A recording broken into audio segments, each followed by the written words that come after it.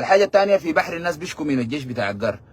اي زول عنده مشكله مع الجيش عقار، فيديو صوره ينزلوا لنا يا اخواننا، ما في التعليقات، هعمل لكم منشور حسي. الجيش بتاع عقار هو المستهدف الثاني. عديل يا عقار نكلمك، ناس اللي بيمشوا بيسكروا وبيستهدفوا المواطنين، ساقوهم من كرري عملوا مشاكل، جابوهم بحري نبته يسكروا يخشوا على النسوان ويغتصبوا ويقتلوا الناس، قاتلين زول حسي مواطن. اتكلموا مع الجيش، الجيش قال لهم ما عندنا ارتكاز في الحته دي، طلع دي الجيش بتاع عقار. احنا اقسم بالله العظيم عقار، انا اقول لك بالعربي ده، اسمع العربي ده، الناس بترجع وحتكون البدايه يوم الجمعه دي، ما عشان ما يطلعوا بعدين يقول لك اخو ما قالوا راجعين والناس ما رجعت. احنا لما نقول كلام بيحصل. الجمعه دي البدايه يا عقار، ورب الكعبه وجلال الله وعزه المعبود ما في عسكري من الناس دي حيطلع من الخرطوم.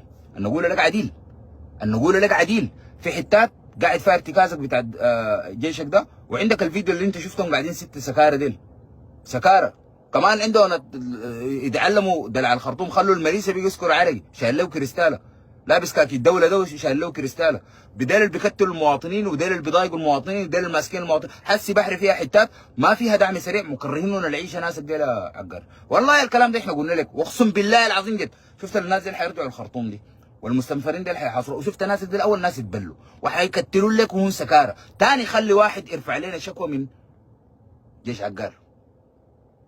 اي زول عنده، انا حاعمل لكم منشور مخصوص، عندك شكوى كله مصدق، ولا حقعد اراجع ولا حقول والله نضرب للجيش ولا نكلم الجيش ولا اعمل ابلاغ.